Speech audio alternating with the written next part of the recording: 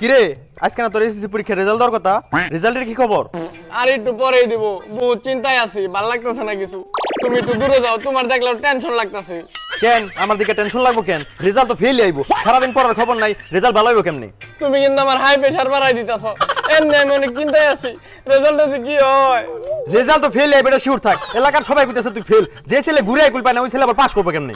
এলাকার মানুষ তো কত কথা দিব, এখন কেউ কারো ভালো যায় পারে না।